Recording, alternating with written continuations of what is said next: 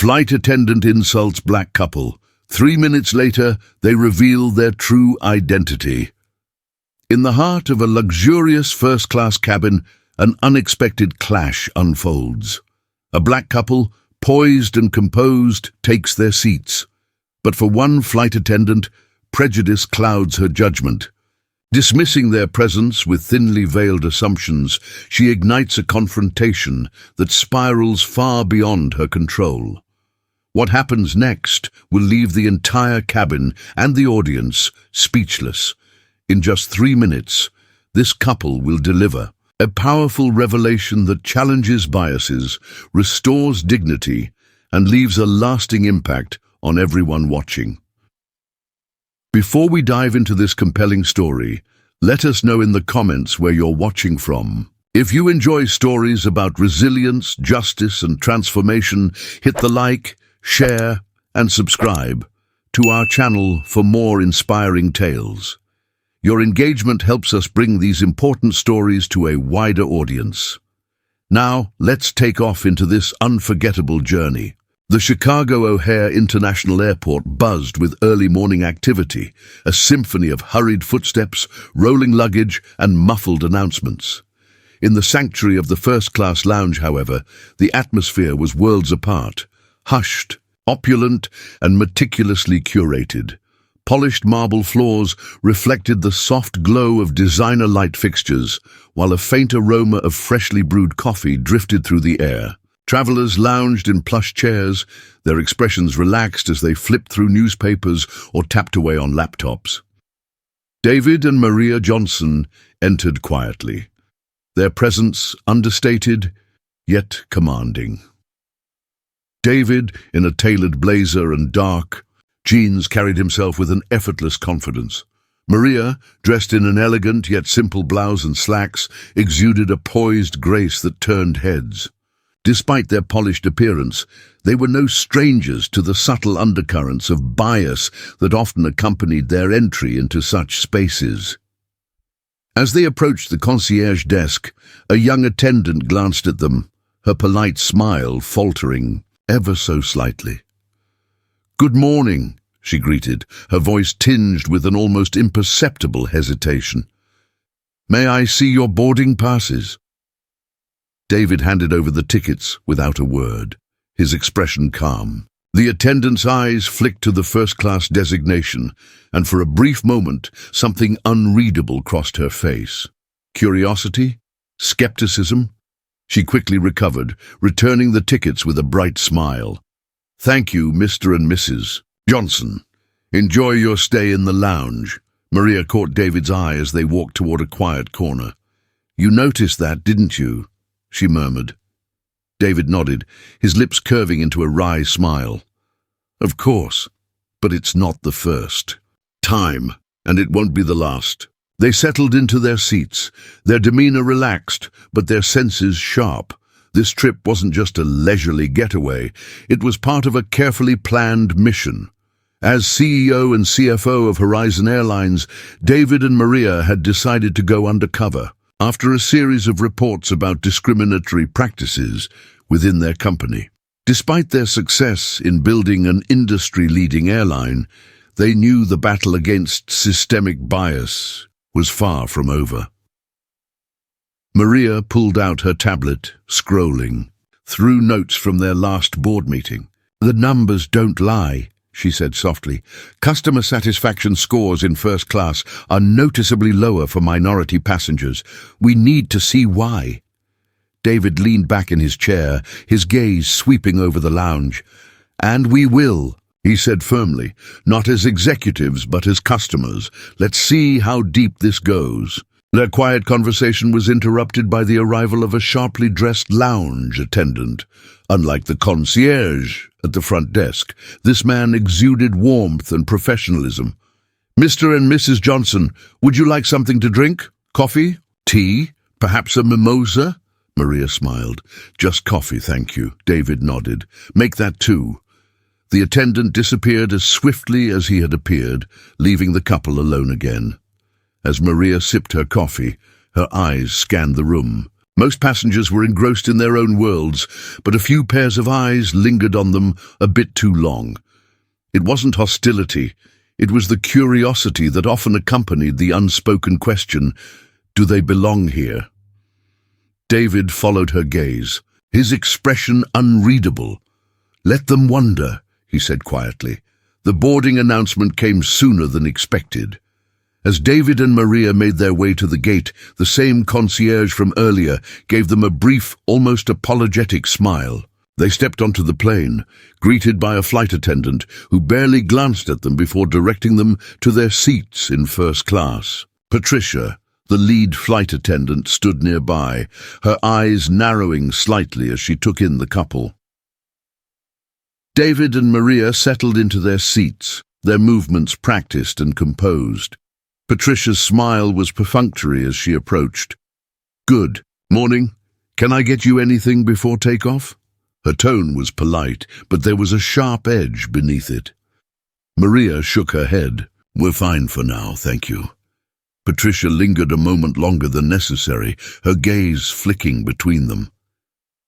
"If you need anything, let me know," she said, her smile tight as she walked away.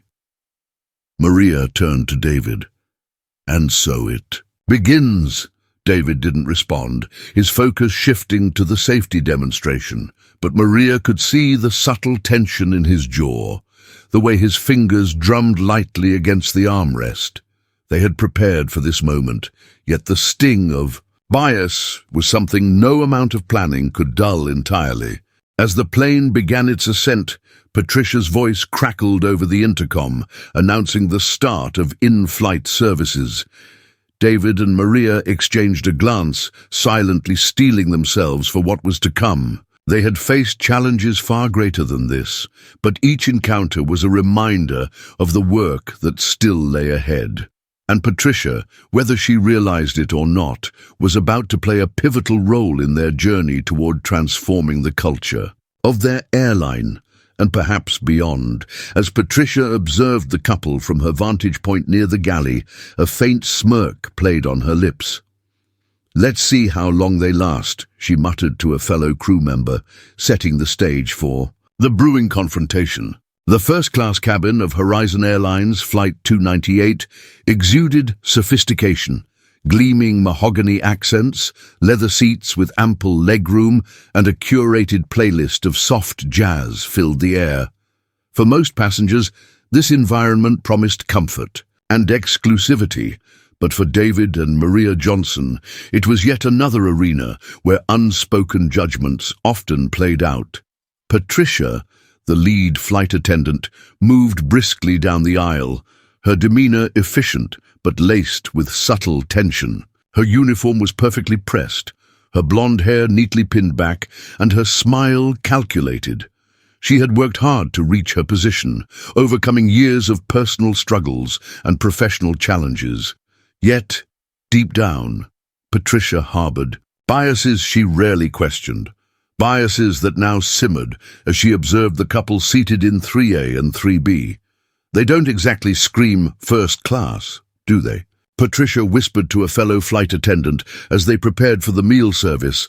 Her colleague, a younger attendant named Emily, looked uneasy. "They're passengers just like anyone else," Emily replied, her tone cautious. Patricia shrugged, her expression dismissive. "Maybe, but I've seen plenty of people try to sneak into first class. You can tell who belongs and who doesn't." Meanwhile, David and Maria settled into their seats, the tension in the air palpable. Maria opened her tablet, pretending to read, but her sharp eyes were observing every detail. David, on the other hand, maintained his usual calm exterior, though his fingers tapped lightly on the armrest, a subtle tell that Maria recognized. "She's watching us," Maria murmured, not looking up. David smirked faintly. "Let her. We're not here to make her comfortable." A flight attendant approached with a tray of drinks, her smile genuine and unforced. "Would you like a glass of champagne or orange juice before we begin meal service?" she asked. Maria returned the smile. "Just water, thank you." David nodded. "I'll take the same." As the attendant walked away, Patricia passed by, her gaze lingering on their untouched drinks. "Is everything okay here?" she asked, her tone dripping with politeness that didn't quite reach her eyes. "Everything's fine," David replied evenly, meeting her gaze without flinching. Patricia hesitated, clearly expecting a different response. "Well, if you need anything, don't hesitate to ask," she said, her smile tight before walking away. Maria glanced at David, her voice low. "She's trying to figure us out." "She doesn't need to," David replied. "She already has." Patricia returned to the galley, her unease growing. She had served countless passengers over the years, and most interactions were transactional at best. But something about David and Maria unsettled her. They didn't fit the image she associated with first-class travelers. No designer luggage, no ostentatious displays of wealth. Their quiet confidence felt almost out of place, challenging her ingrained assumptions. "Are they bothering you?" Emily asked gently, noticing Patricia's furrowed brow. "No," Patricia said quickly, too quickly, "but people like them. They don't usually fly up here, you know." Emily frowned. "People like them?" "You know what I mean," Patricia replied, her tone defensive. "It's not like I'm being rude. I'm just saying it's unusual." Emily didn't respond, but her disapproval was evident. She turned back to her duties, leaving Patricia alone with her thoughts. Back in their seats, David and Maria continued to draw glances from nearby passengers. A middle-aged man across the aisle adjusted his glasses, pretending to read, but clearly eavesdropping. An older woman, a row ahead, leaned slightly toward her, companion whispering behind a manicured hand. Maria sighed softly. "Do you ever get tired of this?" David glanced at her. "Tired of what?" "This." She gestured subtly around the cabin. "The whispers, the stares, the constant need to prove ourselves." David leaned back, his expression thoughtful. "It's not about proving anything, Maria. It's about showing them that their assumptions don't define us." Maria smiled faintly, her admiration for her husband shining through. "And that's why I married you." As the meal service began, Patricia took it upon herself to personally serve David and Maria. She approached their seats with an air of exaggerated politeness, her tray held firmly. "Mr. and Mrs. Johnson," she began, her voice smooth, "we have a selection of entrees today: roasted salmon, grilled chicken, or a vegetarian pasta. What can I get for you?" "I'll have the salmon," Maria said calmly. "The chicken for me," David added. Patricia noted their choices with a smile that didn't quite reach her eyes. "Excellent. I'll have those out for you shortly." As she walked away, Maria leaned toward David. "Did you see the way she looked at us?" "I saw," David replied, "but let her play her game. She'll reveal herself soon enough." Behind the curtain separating first class from the galley, Patricia whispered to another crew member, "I'm telling you, something about them doesn't add up. They're too composed." The crew member, a man in his 40s named Mark, frowned. "What are you saying, Patricia?" "I don't know," Patricia admitted. "But I've seen people fake their way into first class before. Maybe they swapped tickets with someone." Mark shook his head. "You're overthinking this. Just do your job." Patricia bristled but said nothing. Deep down, she couldn't shake the feeling that she was right, and she was determined to prove it. As Patricia returned to the cabin, her gaze settled on David and Maria once again. This time, her professional mask slipped ever so slightly, revealing the storm brewing beneath. "If they think they can fool me," she thought to herself, "they've got another thing coming." The cabin was alive with subtle tension as Patricia made her way back toward David and Maria's seats. Her movements were brisk, her expression set with the kind of determination that signaled trouble brewing. The hum of conversation among passengers faltered, replaced by a quiet anticipation. People sensed that something was about to happen, though few could guess how far it would escalate. David sat with his arms crossed, his gaze fixed on the in-flight map, glowing softly on the screen in front of him. Maria, ever perceptive, noticed Patricia's approach out of the corner of her eye. She reached over, placing a calming hand on David's. "Stay steady," she whispered. "I always do," David replied, his voice a low murmur. He didn't look at Patricia but leaned back slightly, preparing himself for what he knew was coming. "Excuse me," Patricia said, her tone sharp enough to turn heads nearby. She stood just beside their seats, clipboard in hand, her eyes narrowing at the couple. "There seems to be some confusion." Maria looked up, her expression calm but curious. "Confusion?" she echoed. "Yes," Patricia said. "I've double-checked the manifest, and I don't see your names listed for these seats. Are you sure you're in the right section?" The words hung in the air like a challenge. David finally looked up, his expression unflinching. "Our boarding passes say 3A and 3B, he said simply. "Perhaps you'd like to check again." Patricia's lips thinned as she glanced at the clipboard, flipping through the pages in a show of diligence. "It's possible there's been a mistake at the gate," she said, her voice laced with a thin veneer of professionalism. "We do get mix-ups from time to time." Maria tilted her head slightly. "So you're suggesting that the mistake is ours?" she asked, her tone calm but pointed. "I'm suggesting," Patricia said, her voice tightening, "that it's unusual to see passengers unfamiliar with first-class protocols." Several passengers shifted uncomfortably in their seats, their curiosity now mingled with unease. A man across the aisle cleared his throat but said nothing. An older woman in the row ahead leaned slightly forward, her hand gripping the armrest as she glanced back. David exchanged a quick glance with Maria. "Patricia, is it?" he asked, his voice steady and authoritative. "That's correct," Patricia said, her smile thin.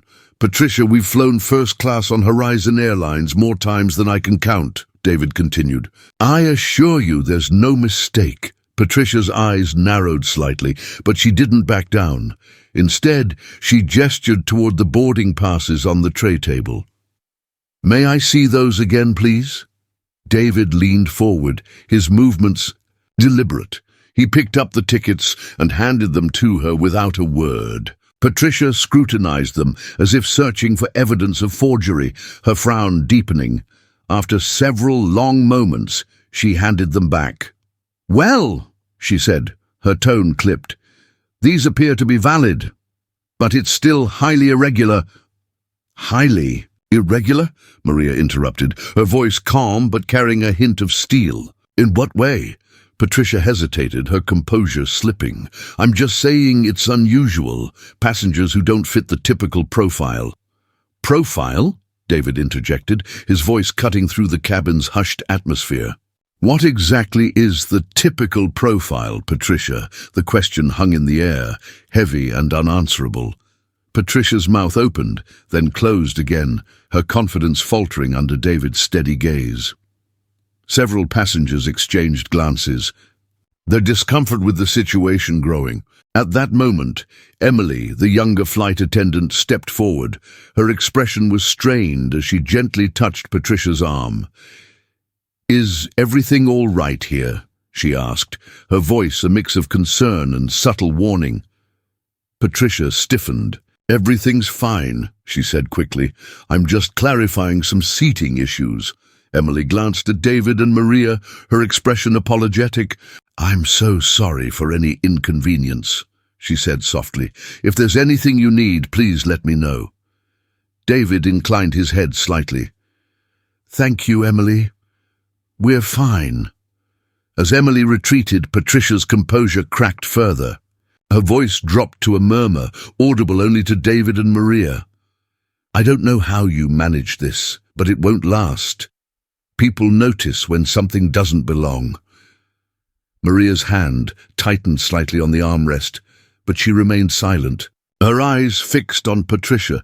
David, however, leaned forward, his gaze unwavering. "Patricia," he said, his voice low but carrying an undeniable weight, "I suggest you think very carefully about what you're implying."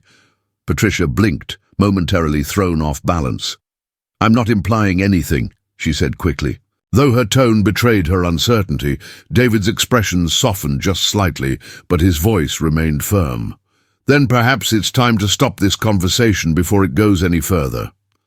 The silence that followed was palpable, broken, only by the faint hum of the engines. Patricia, clearly flustered, straightened her uniform and stepped back. "I'll be back to check on you later," she said stiffly before walking away.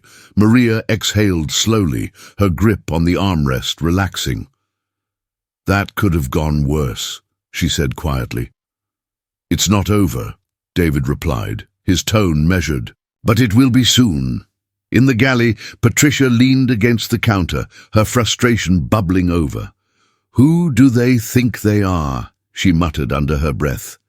Emily, who had overheard, frowned. "Patricia, you're crossing a line. Let it go."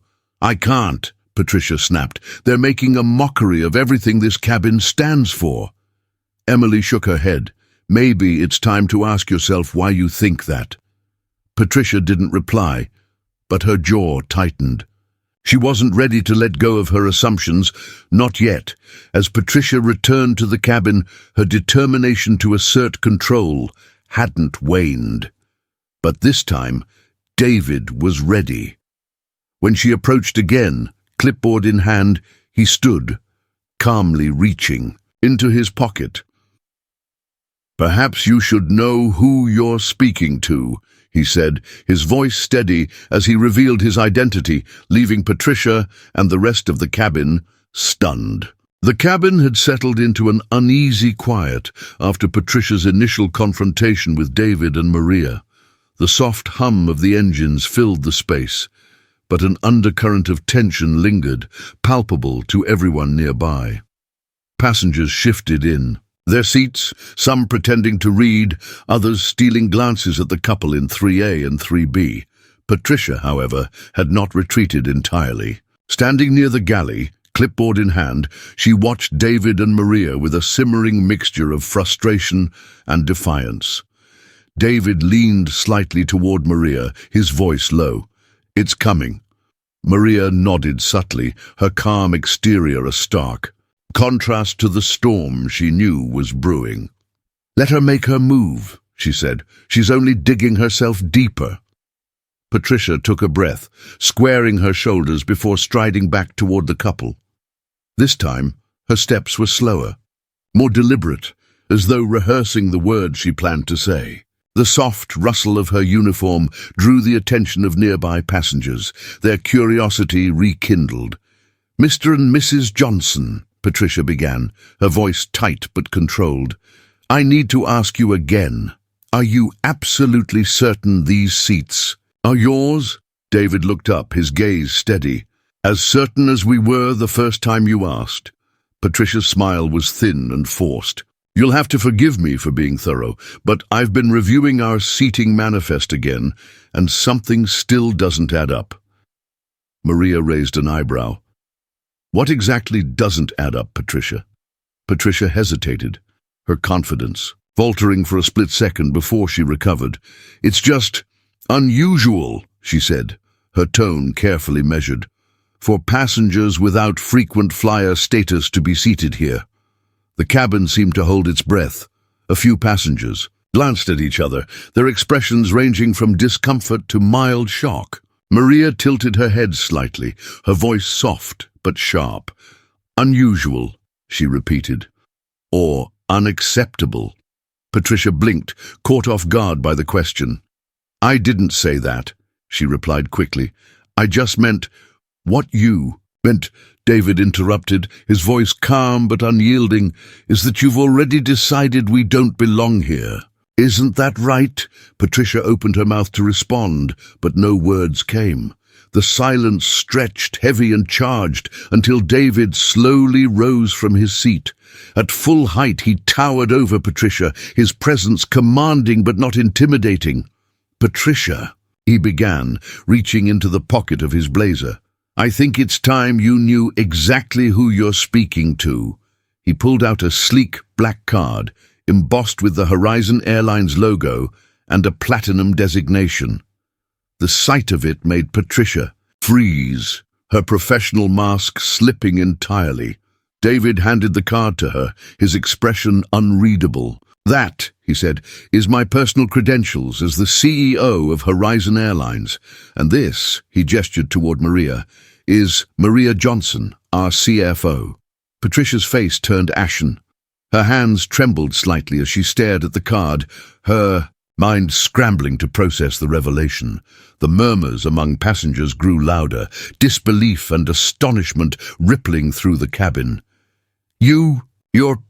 Patricia stammered, unable to complete the sentence. "Yes," David said, his voice firm but devoid of anger. "We're the people responsible for ensuring that Horizon Airlines upholds its values of dignity, respect, and fairness, values you've failed to embody today." The captain, who had been observing from the cockpit doorway, stepped forward, his expression a mix of concern and professionalism. "Mr. Johnson, Mrs. Johnson," he said, addressing them directly, "on behalf of the entire crew, I sincerely apologize for this unacceptable behavior." David nodded, his gaze still fixed on Patricia. "Thank you, Captain," he said, "but this isn't just about us. It's about what this moment represents." The captain turned to Patricia, his tone firm. "You're relieved of your duties. For the remainder of this flight, please gather your belongings and return to the galley." Patricia's eyes widened in shock. "But, Captain, No arguments," the captain said, his voice leaving no room for discussion. "Your actions have consequences." As Patricia retreated, visibly shaken, the captain turned back to David and Maria. "Again, I apologize. If there's anything we can do to make this right, please let me know." David's expression softened slightly. "Your response speaks volumes, Captain. Thank you for addressing this swiftly."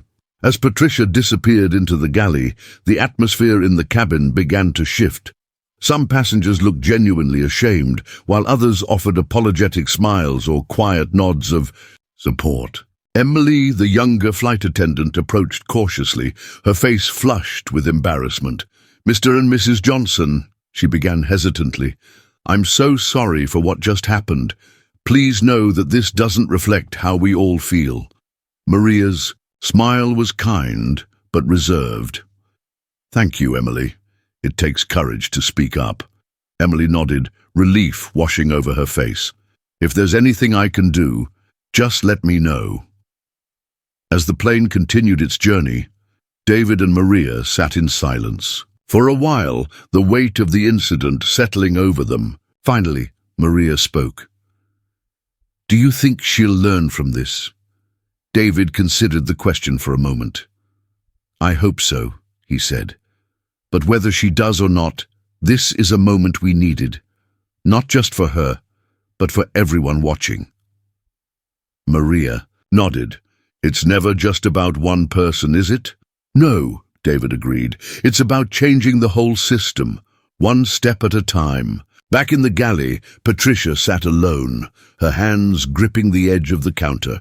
Her mind replayed the confrontation over and over, each word cutting deeper than the last. For the first time, she began to question not just her actions, but the beliefs that had shaped them. The tension in the first-class cabin lingered long after Patricia's dramatic retreat to the galley.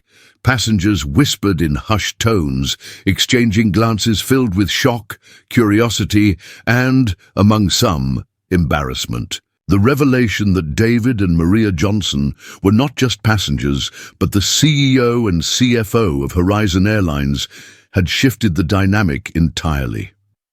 David sat back in his seat, his expression calm, yet contemplative.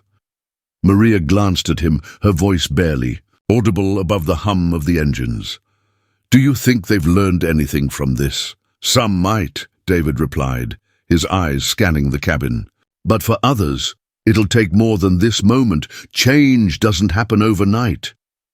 In the galley, Patricia stood with her back against the counter, her hands gripping its edge so tightly her knuckles turned white. Her mind replayed the Confrontation, each word from David cutting deeper into her confidence. The card, the title, the authority, it had all felt like a blow she hadn't anticipated. Emily approached cautiously, her voice soft. "Are you okay?" Patricia didn't look up. "I don't know," she admitted, her voice trembling slightly. "I thought I was doing my job. I didn't think—" She stopped, her words catching in her throat. "That's the problem, Patricia," Emily said gently but firmly. "You didn't think. You assumed." Patricia's eyes snapped up, meeting Emily's gaze. There was no malice in Emily's expression, only quiet disappointment. "You're better than this," Emily added before. Turning away to resume her duties, Patricia remained frozen in place, the weight of Emily's words pressing down on her. For the first time, she began to question not just her actions, but the beliefs that had driven them. Meanwhile, the captain approached David and Maria's seats, his demeanor professional yet apologetic. "Mr. and Mrs. Johnson," he began, his voice steady, "I want to assure you that this situation is being addressed. Patricia's behavior does not reflect the values of Horizon Airlines." David nodded, his tone measured. "I appreciate that, Captain, but addressing one person's actions isn't enough. This is about the culture we've allowed to take root." The captain hesitated, then nodded. "Understood, sir. If there's anything further I can do to make this right, please let me know." Maria offered a polite smile. "Your swift response is appreciated. It's a start." As the captain walked away, a man seated across the aisle leaned slightly toward David. He was middle-aged, with a kind but hesitant expression. "Excuse me," he said quietly, "but I just wanted to say thank you for handling that the way you did." David turned to him, his brow lifting slightly. "Thank you for saying so," he replied. The man glanced down at his hands. "I've been flying for years, and I've seen things that weren't right. But I never spoke up. Seeing you stand your ground, it makes me think I should have done more." David's expression softened. "It's never too late to start," he said. The man nodded, his face thoughtful. "Maybe next time," he murmured, more to himself than anyone else. Elsewhere in the cabin, conversations sparked among passengers. Some expressed admiration for how David and Maria had handled the situation. Others whispered criticisms, their words tinged with discomfort. "Did you see the way they humiliated her?" one woman muttered to her seatmate. "It was uncalled for." Her companion frowned. "Uncalled for? She brought it on herself. They didn't humiliate her. They just told the truth." "That truth was a little too convenient, don't you think?" the woman countered. "It's easy to play the victim when you have power." Her companion shook his head, his tone sharp. "Power didn't put them in those seats. They earned it. Maybe it's time we stop assuming we know everything about people based on how they look." The woman fell silent, her expression conflicted. Back in the galley, Patricia remained rooted to the spot. The door to the crew rest area opened, and the captain stepped inside. He folded his arms, his voice firm but calm. "Patricia, we need to talk." She straightened, her professional instincts kicking in despite her inner turmoil. "Yes, Captain. What happened out there was unacceptable," he began. "You crossed a line, several lines, in fact, but I need to know, do you understand why?" Patricia hesitated, her mind racing. I thought I was protecting the integrity of the cabin," she said, though her voice lacked conviction. The captain's eyes narrowed slightly. "Protecting it from what? From whom?" Patricia looked away, unable to meet his gaze. "I didn't think they belonged," she admitted quietly. "And that," the captain said, his tone heavy, "is the problem. Your assumptions didn't just insult two of our most important leaders. They undermined the values we stand for as a company." Patricia's eyes filled with tears, though she blinked them back. "I didn't mean to—" "Intent doesn't matter here," the captain interrupted gently. "Impact does. And the impact of your actions today was damaging, not just to them, but to everyone who saw it happen. Patricia nodded slowly, her composure beginning to crack. What happens now? You're being relieved of duty for the rest of this flight, the captain said. When we land, there will be a formal review. It's up to you whether this moment becomes the end of your career or the start of something better. With that, he left, leaving Patricia alone with her thoughts. Back in their seats, David and Maria exchanged a quiet look. Maria's voice was soft but firm. Do you think she'll change? David leaned back, his expression thoughtful. She has a choice to make, he said. Whether she learns from this is up to her, but the fact that she's questioning herself, that's the first step. Maria nodded, her hand resting lightly on David's arm. Then maybe this wasn't just about us. Maybe it's about everyone who saw it happen. David smiled faintly. It always is. As the plane neared its destination, Patricia sat alone in the galley, replaying the events of the flight in her mind. For the first time, she began to confront the biases she had carried for so long. The question now was whether she had the courage to change. As the plane continued its journey toward the destination, the atmosphere in the first-class cabin began to shift. The tension that had gripped the space earlier was giving way to a quieter, more contemplative energy. Conversations, once whispered and hesitant, now carried tones of reflection and, for some, awkward self-awareness. Maria leaned slightly toward David, her voice barely audible. You can feel it, can't you? David nodded subtly. The ripple effect. Moments like this always leave an impression, whether people want to admit it or not. Back in the galley, Patricia sat on a fold-down seat, her hands clasped tightly in her lap. Her clipboard lay forgotten on the counter beside her, a silent reminder of how the day had unraveled. The captain's words replayed in her mind, each sentence carving deeper into the wall of denial she had built around herself. Emily entered the galley, her footsteps soft. She hesitated for a moment before speaking. Patricia. Patricia looked up, her eyes red-rimmed but dry. I messed up, didn't I? She said, her voice barely above a whisper. Emily leaned against the counter, crossing her arms. You did. But the fact that you're asking that question means something. A lot of people wouldn't even get this far. Patricia managed a weak smile. I don't know how to fix it. You start by listening, Emily said gently, to yourself, to others, and you stop assuming you already know everything about the people around you. Patricia nodded slowly, the weight of her mistakes settling heavily on her shoulders. For the first time, she felt not just regret, but a flicker of determination to do better. Meanwhile, the passengers in first class continued to process the events of the flight. An elderly woman seated near the front leaned toward her companion, her voice soft but resolute. I've seen things like this before, she said. Back in the day, no one would have said anything. But now there's a chance to make things right. Her companion, a younger man with a laptop balanced on his knees, nodded. It's uncomfortable, but maybe that's a good thing. People need to feel uncomfortable before they can grow. Across the aisle, a middle-aged couple exchanged quiet words of agreement. We teach our kids about respect, the husband said.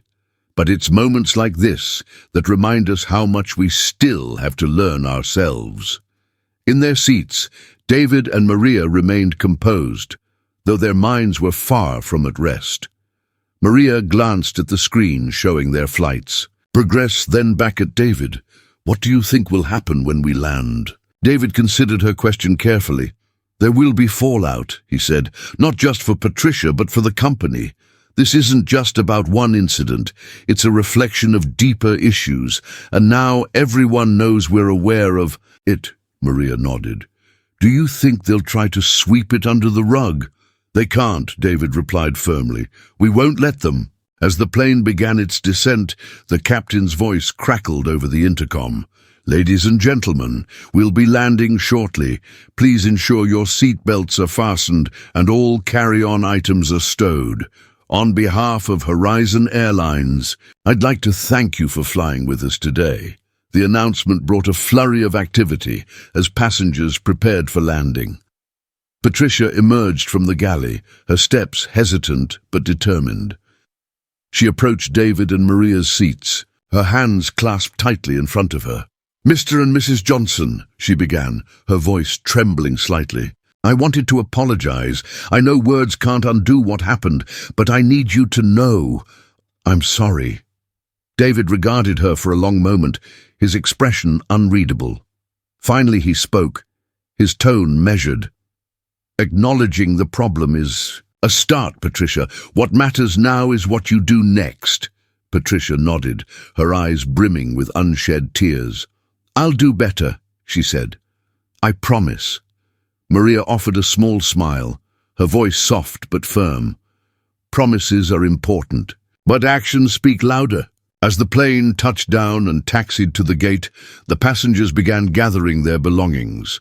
Many cast glances toward David and Maria, their expressions ranging from admiration to quiet reflection. Some even paused to offer words of support. As they passed, "Thank you for what you did," one woman said. "It gave me a lot to think about." Another passenger, the man who had spoken to David earlier, stopped briefly. "You didn't just stand up for yourselves," he said. "You stood up for all of us." David inclined his head slightly. "We all have a part to play," he replied. In the terminal, the corporate response team awaited David and Maria's arrival. The group, dressed in crisp suits and carrying tablets, appeared visibly nervous. A tall man stepped forward, his hand extended. "Mr. Johnson, Mrs. Johnson, I'm Mark Reynolds, Head of Public Relations. We've been briefed on the situation, and I want to assure you that we're taking immediate steps to address it." David shook his hand firmly. "Good to hear, Mark. I expect a detailed plan on my desk by the end of the day tomorrow." "Yes, sir," Mark replied, his voice steady, but his demeanor clearly shaken. Maria stepped forward, her tone calm but authoritative. "And make sure those plans include real, actionable changes, not just lip service. This isn't just about Patricia. It's about the culture we've allowed to exist." Mark nodded quickly. "Understood, Mrs. Johnson. You have my word." As David and Maria walked away, Patricia watched from a distance, her mind swirling with uncertainty and determination. For the first time, she realized that this moment could define her, not by her mistakes, but by how she chose to move forward. The Horizon Airlines headquarters in downtown Chicago was a stark contrast to the chaos of the earlier flight. The gleaming glass skyscraper towered over the bustling city, a symbol of corporate ambition and innovation. Inside, the atmosphere was anything but calm. Word of the incident on Flight 298 had spread rapidly through the company's internal channels, and a sense of urgency hung in the air. In the executive boardroom, David and Maria Johnson sat at the head of a long mahogany table, their expressions calm but resolute. Around them, department heads and senior managers shuffled nervously, avoiding direct eye contact with the couple. The head of human resources, a woman named Evelyn Carter, cleared her throat, breaking the tense silence. "Mr. and Mrs. Johnson," Evelyn began, her voice steady but strained, "I want to assure you that we're taking this matter very seriously. We've already suspended Patricia pending a full review, and we've scheduled a company-wide meeting to address our diversity and inclusion policies." Maria leaned forward, her eyes sharp. "This isn't just about Patricia," she said firmly. "Her actions are a symptom of a larger problem, a culture we've allowed to fester under our leadership. That's what needs to change." David nodded in agreement. "Patricia's behavior reflects on all of us, not just her. If we want Horizon Airlines to be a leader in this industry, we need to take a hard look at the values we claim to uphold and the actions, or inactions, that contradict them." As the meeting continued, the tension in the room began to shift. Department heads who had initially appeared defensive or unsure began to nod along with David and Maria's points. Evelyn, who had been taking notes furiously, raised her hand. "With your permission," she said, "I'd like to propose a comprehensive review of our training programs, hiring practices, and customer service protocols. It's clear we need to address not just individual incidents, but the underlying biases that lead to them." "Agreed," Maria replied. "But it can't stop there. We also need a system for accountability, something that ensures real consequences for discriminatory behavior, regardless of a person's position." David added, "And we'll need to involve outside consultants. It's not enough to rely on internal voices. We need perspectives that challenge us." Evelyn nodded. "I'll start reaching out to experts in corporate diversity training immediately."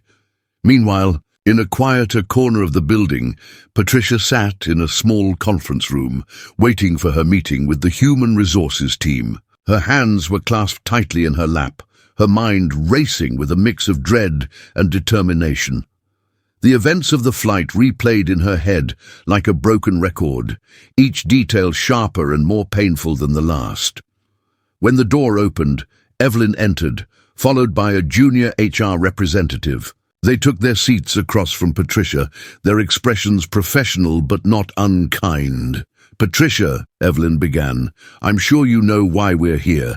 The events of Flight 298 have raised serious concerns about your conduct and its alignment with our company's values." Patricia nodded, her voice barely above a whisper. "I understand." Evelyn leaned forward slightly, her tone softening. "I need to ask you a difficult question. Do you believe your actions were rooted in bias?" Patricia hesitated, the weight of the question pressing heavily on her. Finally she spoke, her voice trembling. "Yes, I didn't realize it at the time, but I let my assumptions cloud my judgment. I see that now." Evelyn studied her for a moment before nodding. "Acknowledging that is the first step. The next is deciding how you'll move forward." Later that afternoon, the corporate communications team gathered to address the growing public attention surrounding the incident. A draft press release lay on the table, carefully worded to acknowledge the incident without admitting liability. Maria picked up the document, reading it silently before setting it down with a frown. "This isn't enough," she said, her tone firm. "We're not here to protect our reputation. We're here to make a statement, a real one." The head of PR, Mark Reynolds, shifted uncomfortably. "What are you suggesting?" "I'm suggesting transparency," Maria replied. "We own up to what happened, explain how we're addressing it, and invite our customers to hold us accountable. Anything less will come across as empty words." David nodded.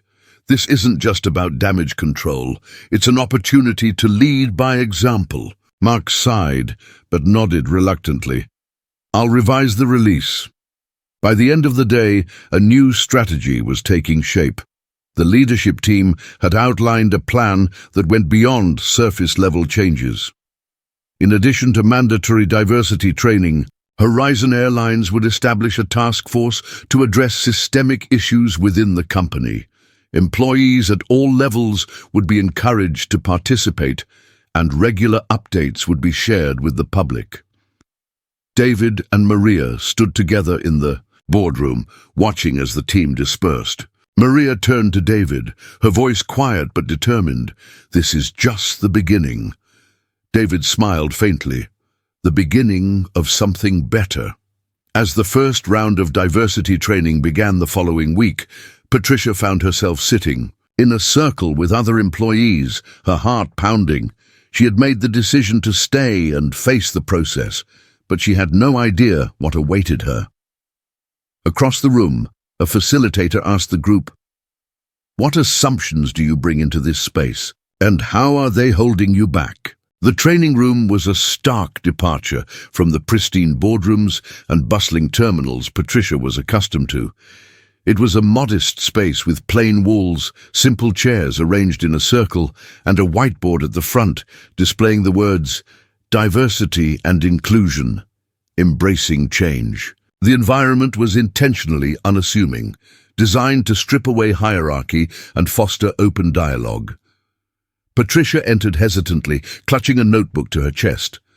Around her, employees from various departments trickled in: pilots, flight attendants, administrative staff, all wearing name tags that identified them by first name only. It was clear this wasn't about titles or rank. Today, everyone was equal. She chose a seat near the back, hoping to remain inconspicuous. Her heart pounded as she glanced around the room, noticing the wide range of expressions, some curious, others skeptical, and a few outright hostile. A young man across the circle caught her eye and offered a tentative smile. Patricia managed a weak one in return before quickly looking away. The session began with the facilitator introducing themselves. "Good morning, everyone," said the woman standing at the front of the room. Her name tag read Lila. She had an approachable demeanor, her voice calm but firm. "I want to start by thanking you for being here. These conversations aren't easy, but they're necessary." Lila gestured toward the whiteboard. "We're here today to talk about assumptions, how we form them, how they influence our actions, and how we can challenge them.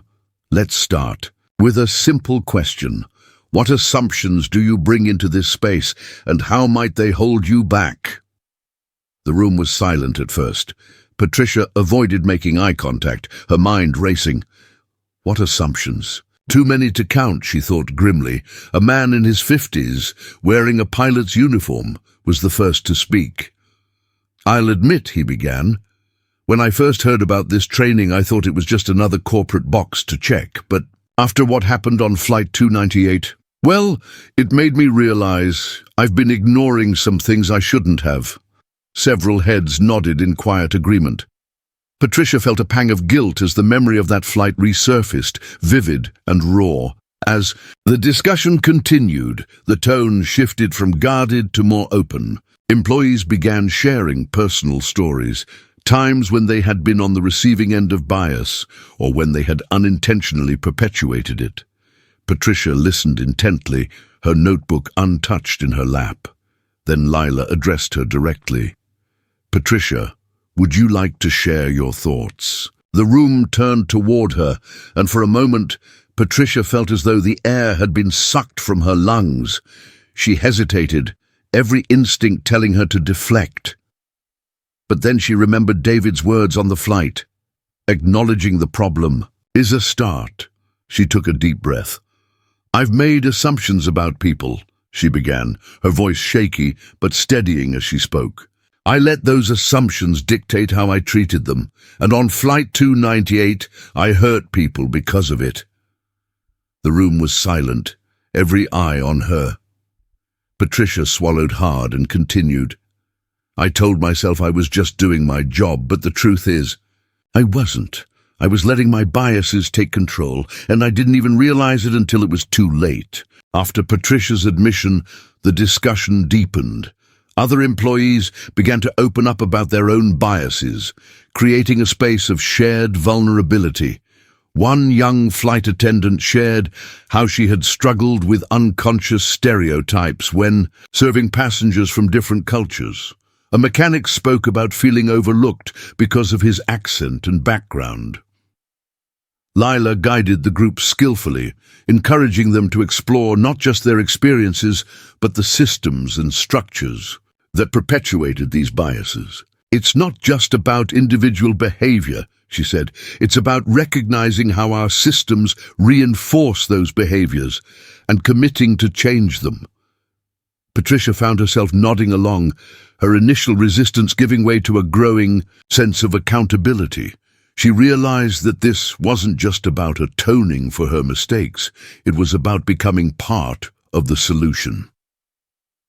Toward the end of the session, Lila asked for volunteers to lead smaller discussion groups in the coming weeks. There was a pause as participants looked around, waiting for someone else to step forward. Patricia felt her pulse quicken. She knew what she needed to do, but fear held her back. Then, almost without thinking, She raised her hand. "I'll do it," she said, her voice steady despite the butterflies in her stomach. Lila smiled warmly. "Thank you, Patricia. Leadership starts with courage, and this is a courageous step." As the session concluded, Patricia lingered for a moment, watching as her colleagues mingled and exchanged thoughts. The young man who had smiled at her earlier approached, his expression thoughtful. "What you said today, it meant a lot," he said. "It's not easy to admit when you're wrong. I respect that." Patricia managed a genuine smile this time. "Thank you. It's not easy, but it's necessary." Later that evening, Patricia sat alone in her apartment, reflecting on the day. For the first time in weeks, she felt a flicker of hope. The road ahead was daunting, but she was no longer running from it. She had made a commitment, not just to Horizon Airlines, but to herself. 1 year later, Patricia stood at the front of a training room, addressing a new group of employees. Her name tag now read, Diversity Trainer. "I want to start by sharing a story," she began, her voice confident and steady. "It's about a mistake I made and what I learned from it." The Horizon Airlines headquarters buzzed with activity as employees gathered in a newly renovated training room.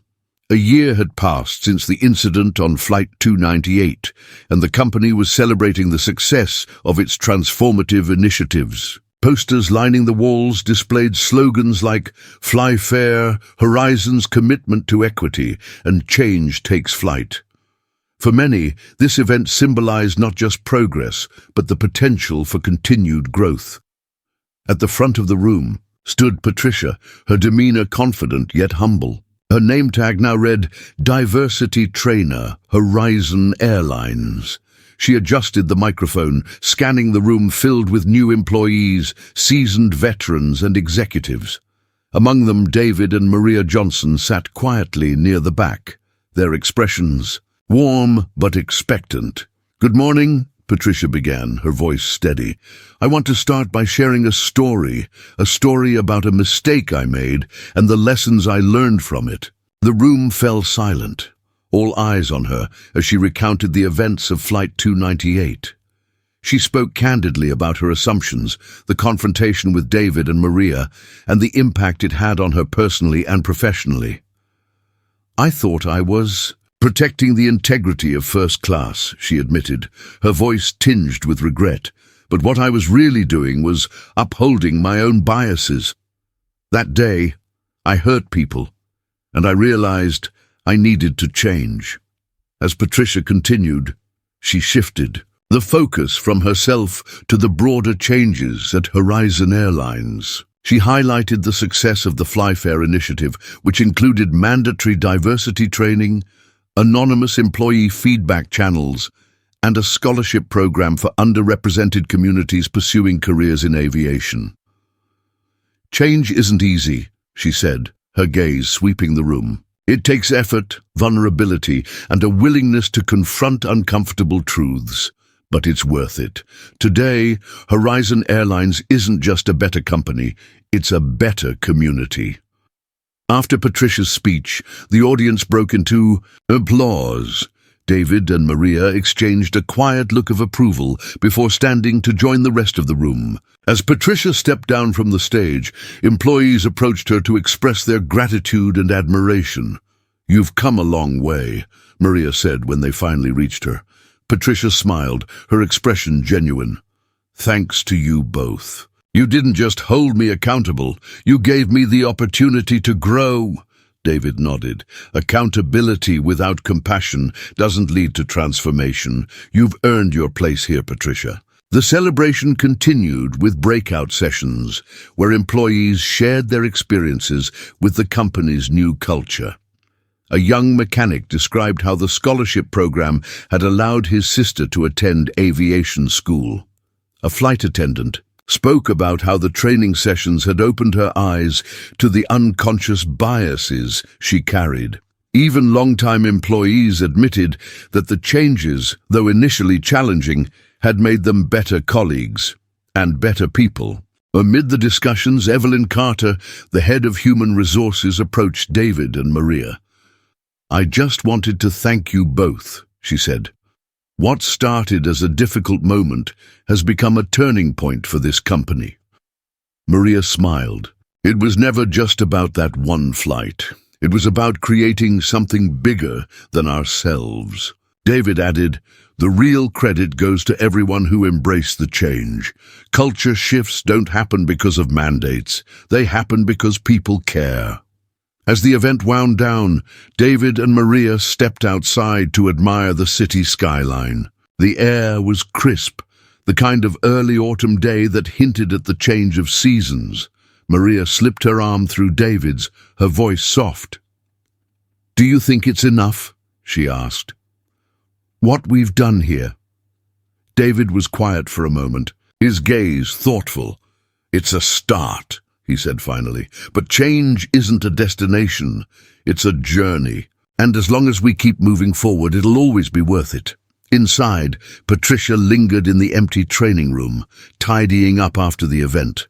She picked up her name tag, running her fingers over the words, "Diversity Trainer." A faint smile crossed her face as she thought about how far she had come and how far she still had to go.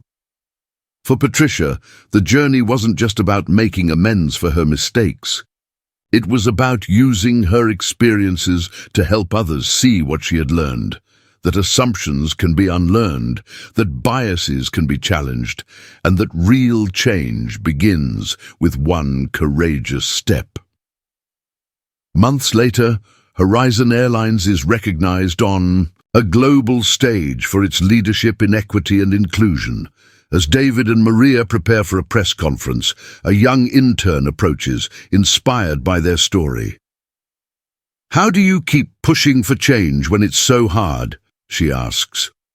David smiles and replies, "Because every step forward is a step worth taking." The Grand Ballroom in New York City was electric with anticipation.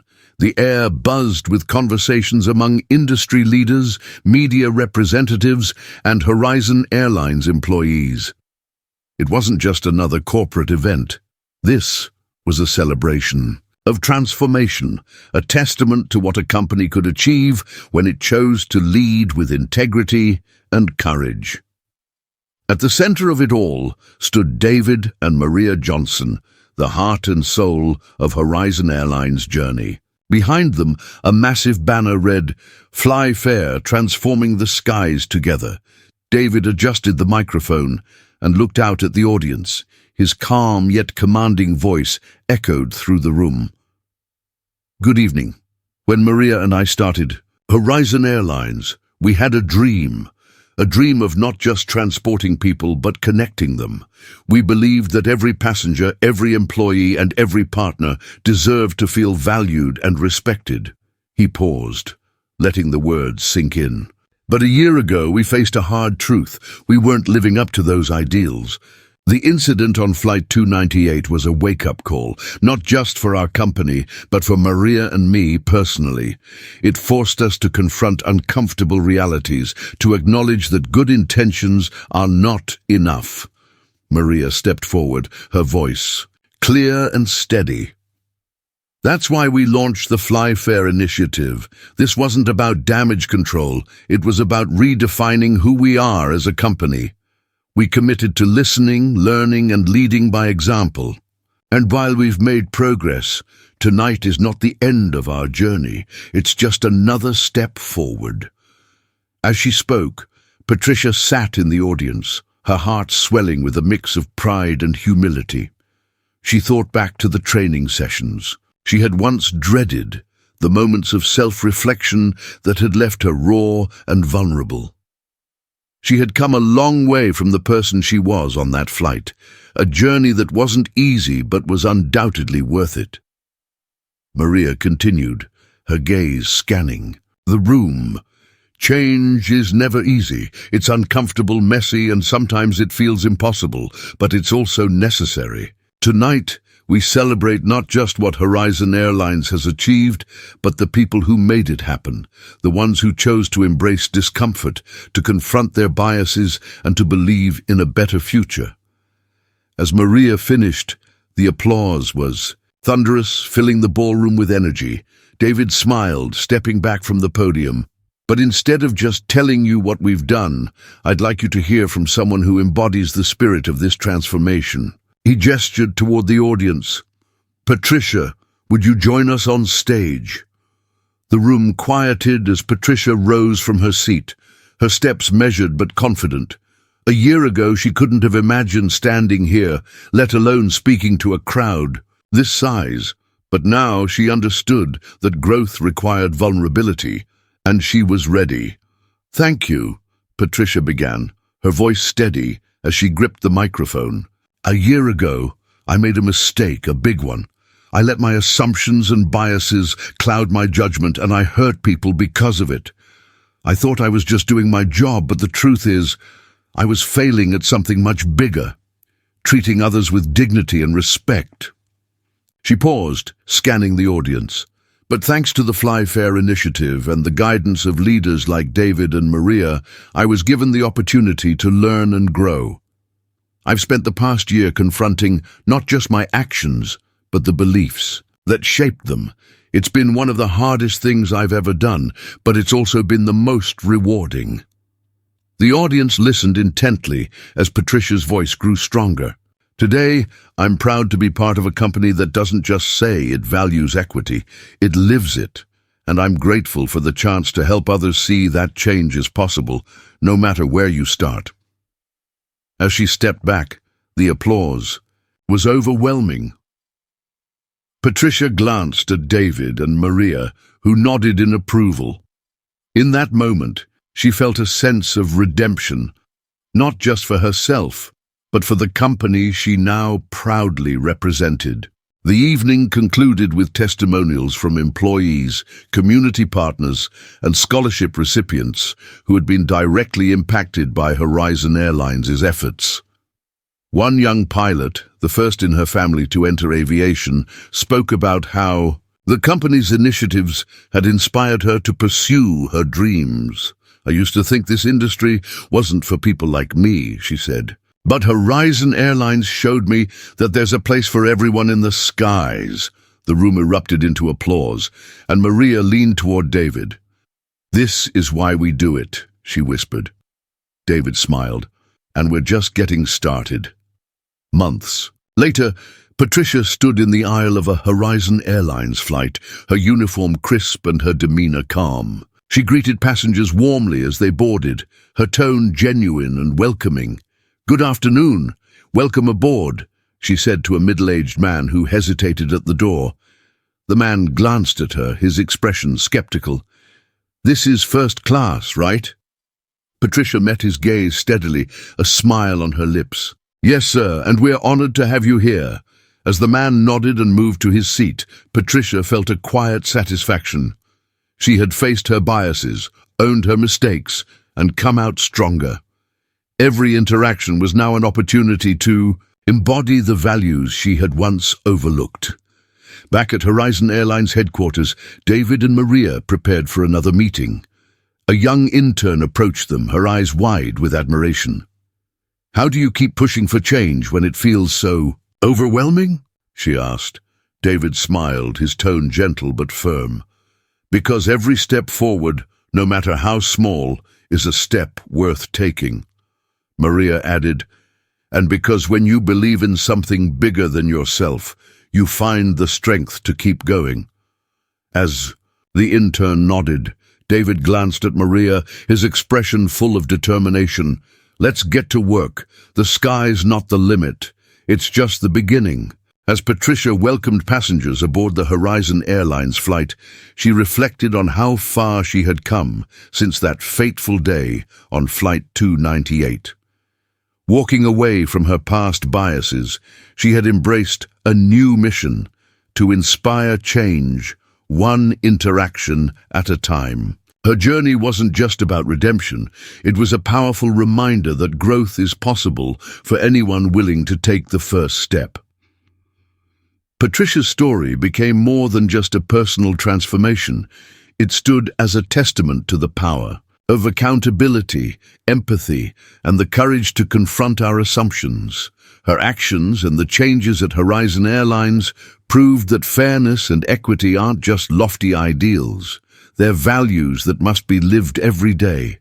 Her journey reminds us all that real change begins with small but brave steps. If you were in Patricia's shoes, how would you confront your own biases and make things right? Share your thoughts in the comments below. We'd love to hear your perspective. Don't forget to like and share this video to spread the message of growth and equality, and subscribe to our channel for more inspiring stories like this. Thank you for watching, and see you in the next one.